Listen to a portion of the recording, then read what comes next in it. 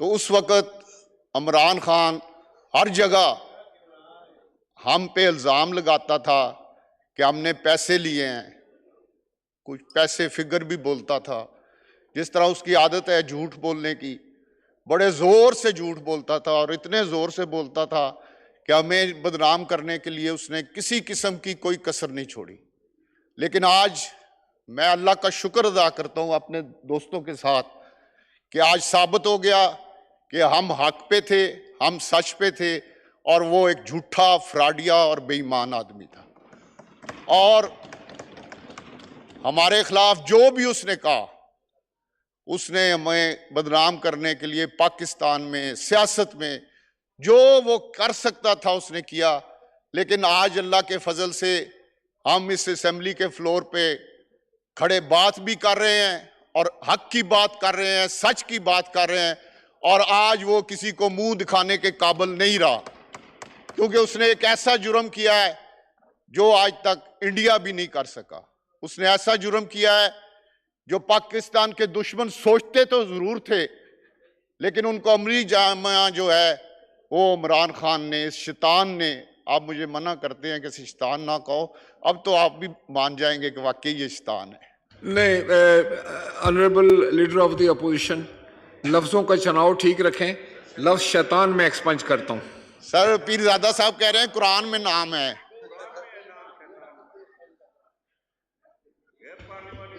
मौलाना साहब ने कहा कि लफ्ज बेईमान भी गैर पार्लिमानी है, मैं उसको भी एक्सपंज ठीक है सर, मैं जिस तरह आप हुक्म करें जनाब।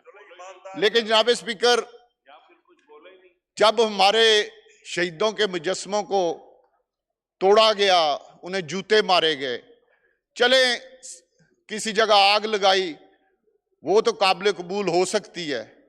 लेकिन जो हमारे शहीद हैं, जो हमारी वजह से शहीद हुए हैं, जिनकी वजह से आज हम आज़ाद हैं, जिनकी वजह से आज हम पाकिस्तान में सुख की सांस ले रहे हैं, उनके जो मुजस्समे जलाए गए, हमारे जहाज़ों को जलाया गया जो हमारे फ़ख्र के निशान थे, वो सिर्फ जहाज़ नहीं थे, वो हमारे फ़ख्र के निशान थे, लेकिन उनको भी जलाया गया। या मैं ये एक बात जनाब स्पीकर ज़रूर करना चाहता हूँ कि जो कुछ जितना बड़ा उन्होंने जुल्म किया है, जितनी पाकिस्तान के साथ दुश्मनी की है, अभी तक 1 महीना हो गया है, उस मुकाबले में उन्हें वो सजा नहीं मिली।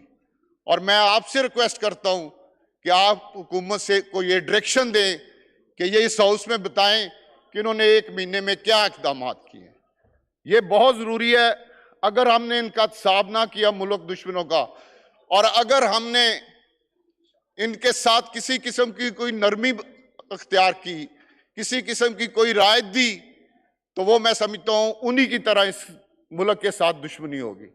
इसलिए मेरी आपसे गुजारिश है कि हुकूमत को ये डायरेक्शन दें कि वो इस हाउस को बताएं, आपके इल्म में लाएं कि क्या इक़दाम किए और आइंदा क्या इक़दाम किए जाने हैं। इस बारे में ज़रा आप रूलिंग दे दें। डिफेंस मिनिस्टर साहब हाउस में मौजूद हैं। Honourable leader of the opposition ने जो नुक्ता उठाया है, मैं चाहूँगा कि इंटीरियर मिनिस्टर और लॉ मिनिस्टर साहब तैयार होकर आएँ और कल हाउस में जो लीडर ऑफ द अपोजिशन ने पॉइंट उठाया उस पर वजाहती बयान दें। थैंक यू जी। Leader of the opposition. जनाब स्पीकर, अब बजट पे बात करते हुए मैं ये कहूँगा कि सबसे पहले बजट की कामयाबी का दारोमदार है सियासी इस्तेकाम पे। इस फितने ने जो मुल्क में जब से ये हुकूमत बनी, इसने एक दिन सुख का सांस नहीं लेने दिया।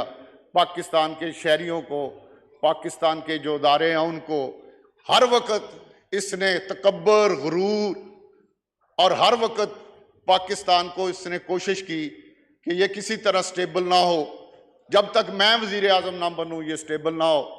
आज सबसे पहले तो मैं अल्लाह का शुक्र अदा करता हूँ कि आज पाकिस्तान सियासी तौर पे इसमें सियासी इस्तेकाम आ चुका है और अब हुकूमत को वक़्त डिलीवर करने का वक़्त आ गया है।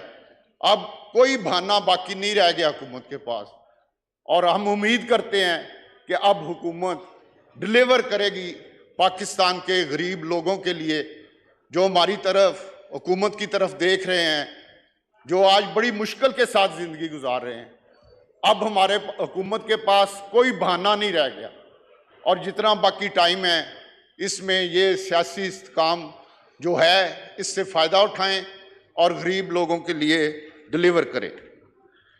जनाब स्पीकर, इसके बाद ज़राई सेक्टर में मेरा तल्लक फैसलाबाद से है। सिर्फ एक ज़राई यूनिवर्सिटी फैसलाबाद है या अयूब रिसर्च है जहाँ पे रिसर्च होती है, थोड़ी बहुत, वो भी उतनी नहीं होती जितनी होनी चाहिए, लेकिन फिर भी वहाँ काम हो रहा है। बाकी किसी सेक्टर ज़राई हवाले से ना हम वो बीज बना रहे हैं जो इंडिया बना रहा है, ना हम खादें आला किस्म की बनाने पा रहे हैं, ना हम बाकी किसान को मराद उस तरह दे जा रहे हैं जो कि हमें देनी चाहिए। क्योंकि स्पीकर अपना फिनांस मिनिस्टर साहब ने कहा था कि ज़राअत हमारी रीढ़ की हड्डी है, लेकिन उस रीढ़ की हड्डी के लिए जनाब स्पीकर वो इक़दामात नहीं किए गए जो करने चाहिए थे। हमें हर सूरत रिसर्च सेंटरों पे काम करना चाहिए। हमारे जो साइंसदान हैं वो उस पैमाने पे मेहनत नहीं कर रहे, कोई उन पे तवज्जो नहीं दे रहा और उसका नतीजा ये है कि इंडिया ज़राअत में पर एकड़ हर फसल में हमसे बहुत आगे है और हम उन्हीं के साथ, एक जैसी ज़मीन है, एक जैसा पानी है, एक जैसा मौसम है, लेकिन वो तकरीबन हमारे से दुगनी पैदावार पर एकड़ ले रहे हैं जो कि हम नहीं ले पा रहे। उस पर हुकूमत को काम भी करना चाहिए।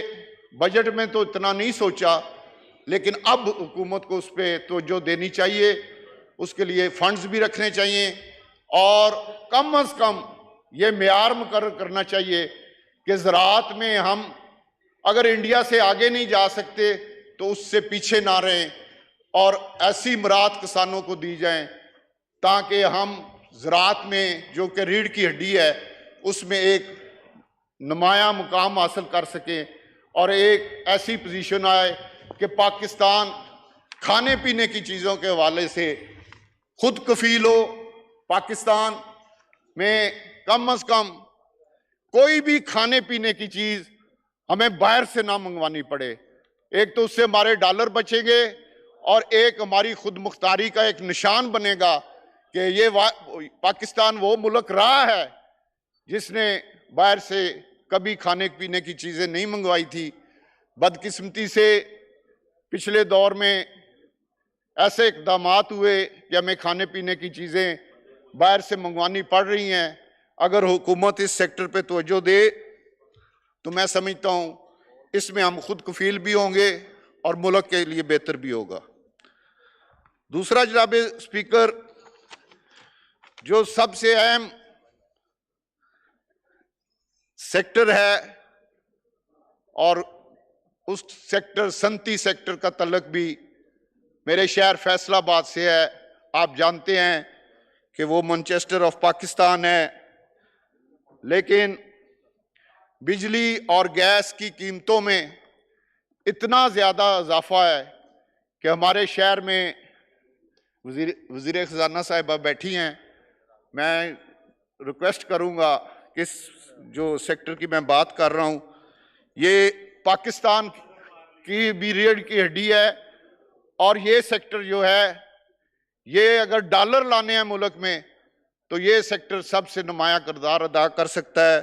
मेरे शहर में इस वक्त आधी से ज़्यादा लूमें बंद हैं, साइजिंग बंद हैं, प्रिंटिंग के जो मिलें हैं बंद हैं, स्पिनिंग मिलें बंद हैं और उसकी वजह बिजली बहुत महंगी है, गैस बहुत महंगी है और उस वजह से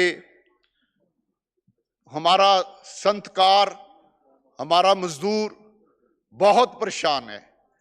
अगर हम इस सेक्टर को तवज्जो दे के दोबारा इनको चला दें, ये पहिया घुमा दें, तो मैं समझता हूँ कि उससे पाकिस्तान को जो डॉलरों का मसला है, हमें किसी के पास जाने की ज़रूरत भी नहीं, हम खुद कफील हो सकते हैं अगर हम अपनी बरामदात को मुनासिब जो कि बहुत कम रह गई हैं, अगर इनको बढ़ा दें तो ये सेक्टर, ख़ास तौर पे फैसलाबाद में ये सेक्टर एक नुमायां रोल अदा कर सकता है और उससे बेहतरी आ सकती है। जनाब स्पीकर, महंगाई के हवाले से आपको याद होगा कि मजिस्ट्रेट होते थे, प्राइस कंट्रोल मजिस्ट्रेट। आज अगर एक चीज मंडी में 100 रुपए की है तो दुकान पे वही चीज 300 रुपए की बिक रही है। और हमारी हुकूमत, चाहे पंजाब की हो चाहे वफाक की हो, आप इस्लामाबाद को उठा के देख ले कि कोई चेक नहीं है किसी जगह। जो मिडल मैन जो क्रीम उतार रहा है, जो लूट रहा है, चाहे सूबे हो या वफाक हो, उसका किसी किस्म का जनाब स्पीकर कोई चेक नहीं।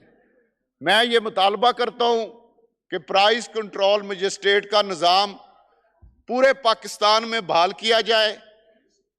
दुकानों पे लिस्टें वेजा होती थी प्राइस की, आज पाकिस्तान में किसी जगह प्राइस की कोई लिस्ट वेजा नहीं। तो उस पर हुकूमत को खुसूसी तवज्जो देनी चाहिए। इससे मैं समझता हूं कोई 25 से 30% आम आदमी के लिए महंगाई पर कंट्रोल किया जा सकता है। मैं जानता हूं कि दुनिया में महंगाई हो रही है, ये हकीकत है, लेकिन पाकिस्तान में ये जो मिडल मैन जनाब स्पीकर लूट रहा है, उसको किसी किस्म का उसका कोई चेक नहीं है। मेरी ये गुजारिश है कि महंगाई को कंट्रोल करने के लिए और इक़दामात के साथ साथ ये जो प्राइस कंट्रोल मजिस्ट्रेट हैं वो निज़ाम बहाल किया जाए और इस निज़ाम के ज़रिए लोगों को सस्ती चीज़ें मुहैया किए जाएं ताकि गरीब आदमी अपने बच्चों को कम से कम रोटी तो दे सके, जो एक बुनियादी ज़रूरत है। अब जनाब स्पीकर, तलीम में जनाब स्पीकर पाकिस्तान का जो हाल है, मैं समझता हूं ना मुझे हाउस को बताने की ज़रूरत है ना आपको। जो हमारी तलीम जो सरकारी स्कूलों में है उसका भी हाल हम में से किसी से ढका नहीं है। और तलीम के लिए इन्होंने 70 अरब रखे हैं और 65 अरब रुपए चले जाने हैं इनके अखराजात पे, और जनाब स्पीकर सिर्फ 5 अरब रुपया इन्होंने रखा है तलीम में मजीद डेवलपमेंट के लिए। तो जनाब स्पीकर, 5 अरब से क्या डेवलपमेंट होनी है और क्या जनाब स्पीकर, ये तो तलीम पहले ही हमारे मुल्क में बुरा हाल है और ऊपर से इन्होंने कहा चले हम भी इस तलीम के साथ मजाक कर ले। और इस पर मुझे इंतहाई अफसोस के साथ कहना चाहता हूं कि जिस चीज पर हमें सबसे ज्यादा तवज्जो देनी चाहिए थी उस पर हमने जरा भी तवज्जो नहीं दी और हमने जो मुल्क की तरक्की की चाबी है उस चाबी को गुम करने की कोशिश की है। मेरी ये गुजारिश है कि इसको रिव्यू किया जाए और इसमें फंड्स भी मजीद रखे जाएं। इसके लिए मिनिस्ट्री के साथ मीटिंग्स करके आम आदमी के बच्चे को जो सरकारी स्कूल में तलीम का स्टैंडर्ड है, अगर ये हुकूमत उसमें बेहतरी नहीं ला सकती, अगर उसको अच्छी किताबें, अच्छी यूनिफॉर्म और अच्छा माहौल नहीं दे सकती, ऐसे भी स्कूल है जनाब स्पीकर जो दरख्त के नीचे लगते हैं। पंखा तो दूर की बात, छत तो दूर की बात, मेरे शहर फैसलाबाद में मेरे हलके में स्कूल है जो दरख्त के नीचे। चित्राली साहब कह रहे हैं जी इस्लामाबाद में भी, यहाँ चित्राली साहब को पता होगा। लेकिन ये इस सेक्टर को मैं ये जरूर कहूंगा, हुकूमत को कहूंगा कि मेहरबानी करके तलीम के सेक्टर के लिए जरूरी तौर फंड्स जो हैं वो दिए जाएं ताकि हम कम से कम सरकारी स्कूलों में कमरे, पखे, बैठने की टेबल्स और वॉशरूम, ऐसे बहुत से स्कूल हैं बच्चियों के जहाँ पे वॉशरूम नहीं है। ये बुनियादी ज़रूरतें हर स्कूल में जिस तरह प्राइवेट स्कूलों में है, हुकूमत को चाहिए कि वो ही स्टैंडर्ड, ज़्यादा मैं डिमांड नहीं करता, लेकिन ये ज़रूर रिक्वेस्ट करता हूँ कि जो प्राइवेट स्कूलों में स्टैंडर्ड है, वो स्टैंडर्ड जो है वो सरकारी स्कूलों में किया जाए। और मुझे उम्मीद है कि इस बात पे वज़ीर ख़ज़ाना साहिबा यहाँ बैठी हैं, इस बात पे ज़रूर तवज्जो देंगी, क्योंकि ये एक इंतहाई अहम और हमारे बच्चों का मुस्तकबिल का सेक्टर है।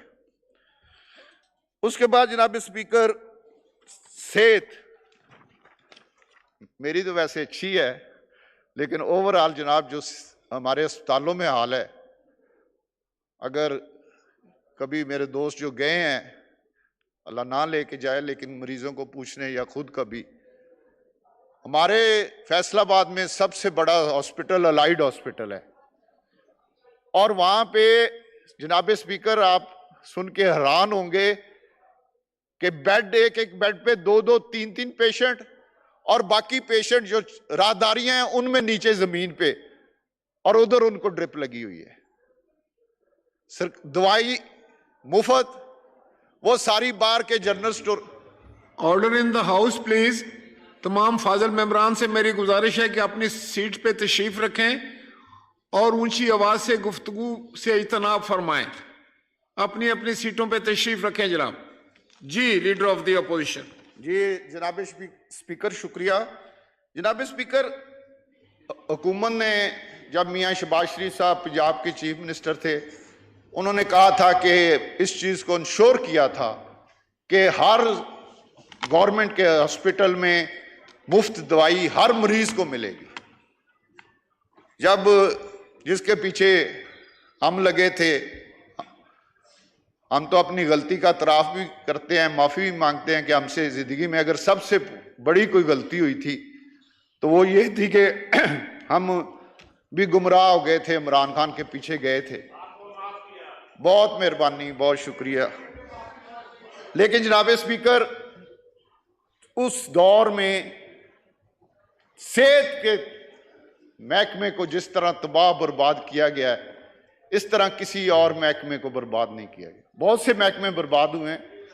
अब ये पोजीशन है जनाब स्पीकर के कोई फंड्स 4 साल में हॉस्पिटल्स को नहीं दिए गए, सिर्फ तनख्वाहों के पैसे दिए गए हैं, दवाइयाँ बंद हो गई हैं। वहाँ पे जो एक्सरे मशीनें हैं या दूसरी जो मशीनें हैं, एंजियोग्राफी करने वाली मशीन फैसलाबाद में ख़राब पड़ी है। तो ये हुकूमत के लिए एक बहुत बड़ा चैलेंज है।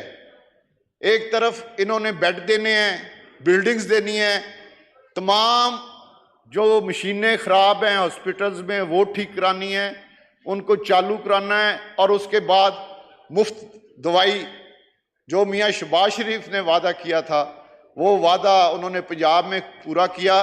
अब वो वज़ीर आज़म हैं पाकिस्तान में, उन्हें ये वादा पूरा करना चाहिए और करना पड़ेगा। ये ज़रूरी है। अगर उन्होंने पाकिस्तान के अवाम के लिए डिलीवर करना है तो पाकिस्तान के अस्पतालों में मुफ्त दवाई जो है, जो मियाँ शहबाज शरीफ का नारा है, उस पर अमल करके दिखाएं, तो फिर हम इस चीज़ को मानेंगे कि उन्होंने एक बेहतर इक़दाम किया है। जनाब स्पीकर, बिजली आप जानते हैं कि हर आदमी की ज़रूरत है। उसके लिए अब इतनी टाइम थोड़ा है कि डैम तो नहीं बनाए जा सकते। वैसे तो हमारे पाकिस्तान में चीफ जस्टिस भी डैम बनाने के फंड इकट्ठे करते रहे हैं लेकिन अब हमारे पास डैम शुरू करने चाहिए, और मुझे पूरी उम्मीद है कि हुकूमत इस पर ज़रूर तवज्जो देगी। शुरू तो करे, अल्लाह मदद करेगा, मुकम्मल होगा, लेकिन जो शुरू नहीं हो पा रहे, और एक जो शुरू है उस पर भी इस तरह काम नहीं हो रहा जिस तरह होना चाहिए। मेरी ये गुजारिश है कि जो एक डैम शुरू है उसको तेज़ी के साथ उस पर काम होना चाहिए और उसे मुकम्मल करने की तरफ जाना चाहिए। सोलर के लिए हुकूमत ने जनाब स्पीकर ये किया है बजट में कि सोलर बनाने के लिए जो रॉ मटेरियल है उस पे ड्यूटी कम की है या ख़त्म की है। असल जो सोलर है उसको हाथ ही नहीं लगाया जनाब, ये हमारे साथ हाथ ही कर गए हैं। जनाब स्पीकर, वो अगर ये कहते कि सोलर बाहर से मंगवाएं, हम ड्यूटी नहीं लेंगे, तो उससे मुल्क में जो एनर्जी का क्राइसिस है वो बहुत कम हो जाता। लेकिन इन्होंने सोलर जो तैयार है, अगर कल आए तो परसों 2 दिन में वो लग सकता है, उस पर कोई राहत नहीं दी। इन्होंने कहा ये सोलर बनाने वाली फैक्ट्रियां खाम मटेरियल मंगवाएंगी, उस पर राहत दे रहे हैं। मैं ये मुतालबा करता हूं कि सोलर जो है, जो फौरी तौर पे रिलीफ दे सकता है, अल्लाह के फजल से हमारे पाकिस्तान में धूप भी बड़ी है, सूरज भी खूब चमकता है, तो अगर सोलर पे हुकूमत रिलीफ दे तो मैं समझता हूं इससे ये हमारा एनर्जी का बुरहान जो है उस पर भी काबू पाया जा सकता है। और सस्ती बिजली भी हर आदमी जिसके पास वसाइल हैं, इन्होंने उसके लिए पैसे भी रखे हैं लोन देने के लिए। वो लोन ख़ास तौर पे जो ट्यूबवेलों के लिए रखा गया है, अगर उसको बढ़ा दिया जाए ताकि हर जिम्मेदार जो है कम अज़ कम अपने ट्यूबवेल पे सोलर इंस्टॉल करा सके, तो उससे हमारा ज़राई शोबा भी तरक्की करेगा, बिजली की बचत भी होगी और जिम्मेदार का पानी का मसला भी हल होगा। तो मैं ये रिक्वेस्ट करता हूं कि मेहरबानी करके सोलर पे जो मराहत हैं उनमें इजाफा किया जाए और सोलर को बाहर से मंगवाने पे भी ड्यूटी में कमी की जाए ताकि सोलर लोग ज़्यादा से ज़्यादा इसका फ़ायदा उठा सकें। इसके बाद जनाब विंड पे कोई जिक्र ही नहीं किया गया, हालांकि हमारे पाकिस्तान में बहुत सी ऐसी जगह हैं जहाँ हम विंड से बिजली बना सकते हैं, लेकिन किसी किस्म का उसका जिक्र नहीं हुआ। खुदा के लिए उस पर काम करें, वो भी एक सस्ती बिजली का एक बेहतरीन ज़रिया है और उससे फ़ायदा उठा के हम इस पाकिस्तान को, जो इस वक्त हमें बिजली का सबसे बड़ा मसला है, हमारे कारखाने नहीं चल रहे, हमारी मिलें नहीं चल रही, हमारे ट्यूबवेल नहीं चल रहे, लोड शेडिंग शुरू हो गई है, 4-4 घंटे लोड शेडिंग शुरू हो गई है। तो इसमें अगर सोलर और विंड का फ़ायदा उठाया जाए तो हम लोड शेडिंग से भी बच सकते हैं, सस्ती बिजली भी बना सकते हैं और अपनी सनत भी चला सकते हैं, अपने ट्यूबवेल भी चला सकते हैं।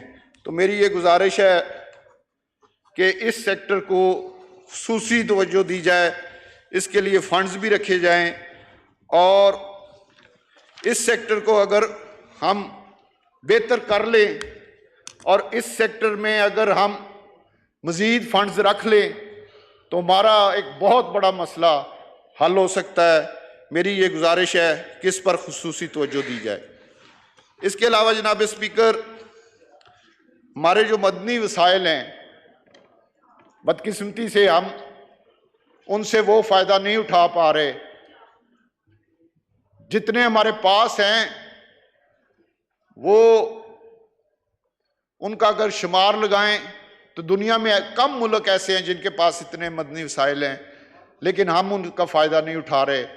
हुकूमत को चाहिए कि अपने मदनी वसाइल पर भरपूर तवज्जो दें और उन हमारे जो दरिया, समुद्रों के अंदर और पहाड़ों के अंदर अरबों डॉलर के, वैसे हम IMF के पास जा रहे हैं 2 अरब डॉलर के लिए और अपने अरबों डॉलर हमारे पहाड़ों के नीचे पड़े हैं, उनके लिए हुकूमत कोई इक़दाम नहीं कर रही, ना पिछली हुकूमतों ने किया है।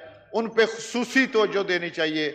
अगर हम अपने मदनी वसाइल को अपने इस्तेमाल में ले आएँ तो ना हमें किसी से कर्ज लेने की ज़रूरत है, ना किसी IMF के पास जाने की ज़रूरत है, और जो हमारी गुर्बत है, जो हमारे पे कर्ज हैं, हम उस दोनों को एड्रेस करके बेहतर कर सकते हैं अगर इस पर हुकूमत खुसूसी तवज्जो दे, इसके लिए फंड्स रखे और इनको बेहतर करने के लिए इक़दामात करे।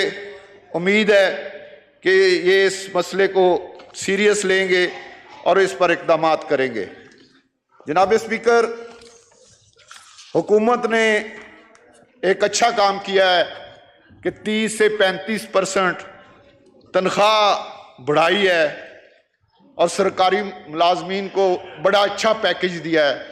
मैं इस चीज़ का एतराफ़ करता हूँ, लेकिन इसके साथ साथ जो पेंशन वाले हैं, जिनका और कोई इस जिंदगी के उस उम्र में कोई जरिया माश नहीं है, उनकी पेंशन जो है वो 17.5 बढ़ाई गई है। मैं ये हुकूमत से रिक्वेस्ट करता हूँ कि मेहरबानी करके इसको भी 30% पर ले जाएं, ताकि पेंशन देने वाले लोगों को एक माकूल महंगाई में इजाफा हो सके और वो उसका फ़ायदा उठा सके। आईटी सेक्टर को किया गया एड्रेस, अच्छी बात है, लेकिन अगर आईटी सेक्टर को मज़ीद एड्रेस किया जाए, मज़ीद इस पे इन्वेस्टमेंट की जाए, ये हमारा फ्यूचर है, हमारे नौजवानों का फ्यूचर है। और इस सेक्टर में अगर मज़ीद मरात और पैकेज और नौजवानों को इसका मौका दिया जाए, जो कि बजट में मुझे बहुत कम नज़र आया है, अगर इसको ज़्यादा से ज़्यादा किया जाए तो हमारे फ्यूचर भी है, हमारे नौजवानों के लिए एक रोज़गार का ज़रिया भी है, और इसमें महंगाई और बेरोज़गारी पे खुसूसी तौर पे इस पे काम हो सकता है। जनाब स्पीकर, आखिर में मैं आपका शुक्रिया अदा करने के साथ ये कहूँगा कि अल्लाह ताला हम सबको पाकिस्तान की तरक्की, खुशहाली, अमन के लिए हम सबको तौफीक दे, हिम्मत दे, हौसला दे, और हम सब मिलके पाकिस्तान को मजबूत करें। पाकिस्तान जिंदाबाद। जनाब